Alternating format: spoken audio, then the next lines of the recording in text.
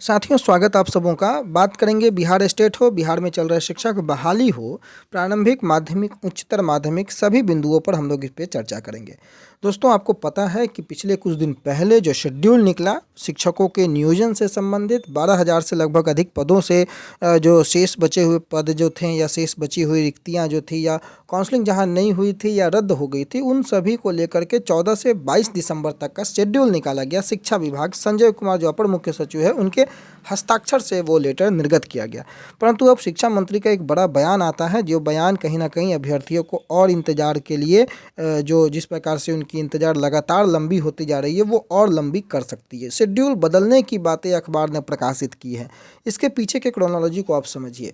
शिक्षा विभाग जो है वो जैसे ही इस शेड्यूल को निकालता है उसके कुछ दिनों के बाद मंत्री महोदय का ये बयान आता है कि शेड्यूल को बदलने की बातें अखबारों में प्रकाशित की जाती है। तो अभ्यर्थी जो 6th फेज़ से हैं उनकी बहाली की प्रक्रिया तो अब अटकी पड़ी है। 7th फेज़ के अभ्यर्थी जो लगातार इंतजार कर रहे हैं, चाहे वो स्टेट के अभ्यर्थी हों, सीटेट के अभ्यर्थी हों, प्रारंभिक हो, माध्यमिक हो, हायर सेकेंडरी कोई भी अभ्यर्थी हो। दूसरी महत्वपूर्ण बात कि कल न्यूज़ 18 के पत्रकार में लाइव चर्चा में उन्होंने ये कहा कि 5 से 15 तारीख के बीच शिक्षा विभाग जो है वो बड़ी खुशखबरी दे सकती है। जो अभ्यर्थी हैं उनको नियुक्ति पत्र दे सकता है 5 से 15 के बीच। अब 22 तारीख तक ऑलरेडी शेड्यूल निर्धारित है। 22 तारीख के बाद अगर पुनः शेड्यूल बदलता है तो ये डेट आगे जाएगा। मान लीजिए कि पूरा दिसंबर खत्म हो जाता है। ऑब्वियस है कि जब अखबारों ने इसे प्रकाशित किया, आप देख सकते हैं कि बदल सकता है शिक्षकों का नियोजन शेड्यूल। कुछ जगह स्थानीय पदाधिकारियों के द्वारा पंचायत चुनाव के अंतिम चरण के संपादन के क्रम में कुछ कठिनाई बताई गई है। प्राथमिक निदेशालय द्वारा जिला प्रशासन से संपर्क कर यदि आवश्यक होगा तो उस हिसाब से नियोजन कार्यक्रम में परिवर्तन किया जाएगा, ये मंत्री महोदय का कहना है।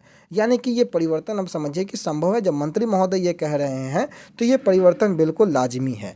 सबसे बड़ा सवाल उठता है कि क्या सरकार ने जल्दबाजी में वो शेड्यूल निकाला? किस चीज़ की जल्दबाजी, किस चीज़ का दबाव सरकार के ऊपर है? क्या सरकार चाहती भी है नियोजन कराना, शिक्षकों का नियुक्ति करना, या नहीं चाहती है? ये सबसे बड़ा सरकार की मंशा पर सवाल है। क्योंकि आपने एक बार शेड्यूल निकाला, आपने दोबारा उससे फिर रिवाइज किया, फिर पंचायत चुनाव आचार संहिता के कारण पुनः वो जो है वो ड्रॉप आउट हुआ, उसके बाद पुनः शेड्यूल निकलता है, पुनः आप किसी अन्य कारण को लेकर के जो है इस मसले को आप आगे डिले करने की बातें करते हैं। तो क्या इन सभी बिंदुओं को आपने एक ही बार शेड्यूल निकालना था तो आपने ये सारी बिंदुओं को आप जांच परख करके 20 तारीख से निकालते, 22 तारीख से निकालते? कोई अभ्यर्थी ने तो यह नहीं कहा था कि आप 14 से ही निकालिए। तो ये सब केवल और केवल अभ्यर्थियों को गुमराह करने की जो बातें हैं ये कहीं ना कहीं प्रतीत होती है शिक्षा विभाग के माध्यम से। देखना होगा कि अगला कदम क्या होता है।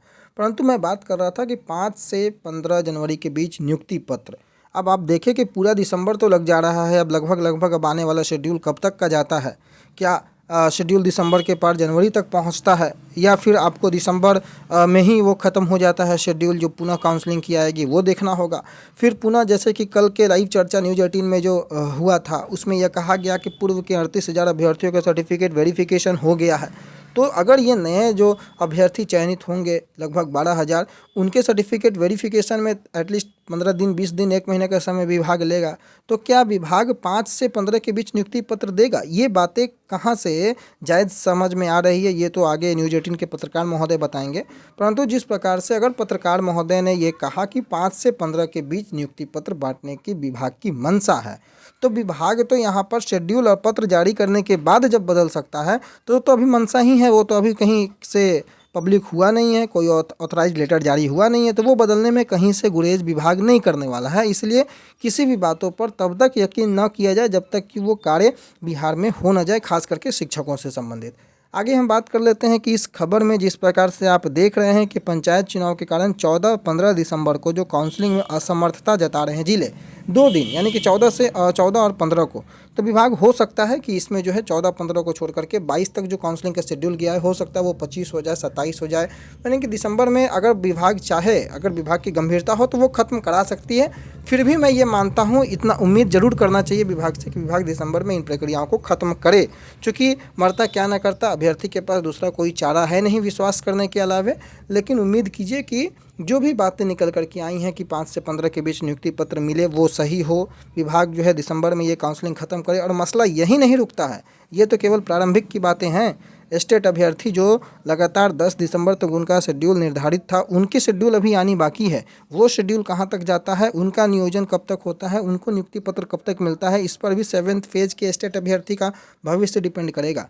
ऐसा नहीं कि प्रारंभिक अगर हो जाता है तो उससे आपको 7th फेज का नोटिफिकेशन आ जाएगा। 7th फेज आने से पहले 6th फेज के स्टेट अभ्यर्थियों का भी बहाली जो है वो पूरा होना होगा, तब जा करके 7th फेज की बहाली आने वाली अगर होगी तो वो आएगी। हालांकि वो आएगी, परंतु जब तक 6th फेज के स्टेट अभ्यर्थियों का शेड्यूल नहीं निकलता है, हमें इंतजार करना होगा कि विभाग का अगला कदम किस ओर होता है। परंतु रही बात दबाव की, तो दबाव में विभाग पूरी तरीके से है, ये चीज़ बिल्कुल स्पष्ट हो रही है। आनंद फानन में लेटर का जारी होना, आनंद फानन में 14 तारीख से शेड्यूल का निर्धारण किया जाना, उसके बाद ये पता लगना कि 14-15 को प्रॉब्लम है, तो इससे ये स्पष्ट होता है कि विभाग जो है वो आनंद फानन में काम करने का प्रयास कर रहा है, जल्दबाजी दिखा रहा है। चूँकि विधानसभा सत्र भी है और विधानसभा सत्र में विपक्ष के माध्यम से, अभ्यर्थियों के माध्यम से जिस प्रकार से घेरने का प्लान सरकार को किया गया है, सरकार कहीं ना कहीं उससे जो है वो फ्रंट फुट में ना रह करके बैक फुट में जरूर है, ये स्पष्ट हो रहा है। आगे देखना होगा कि विधानसभा सत्र जो शीतकालीन सत्र है किस प्रकार से विपक्ष जो है घेरने का कार्य करती है और सरकार का दबाव जो है वो कहाँ तक आगे अभ्यर्थियों के हित में काम आता है, ये समय बताएगा। परंतु अभी के लिए ये बड़ी खबर कि जो 3 दिन पूर्व शिक्षा विभाग द्वारा प्रारंभिक शिक्षकों की नियुक्ति के लिए जो बची हुई नियोजन इकाई की काउंसलिंग की घोषित तिथि थी, उसमें एक बार फिर बदलाव हो सकता है और इसकी वजह पुनः पंचायत चुनाव की जारी रहने वाली प्रक्रिया है। पंचायत चुनाव के मतदान को लेकर के खास तौर से नगर निकायों में मध्य विद्यालय के शिक्षकों के जो चयन के लिए तिथि जो है वो बढ़ सकती है।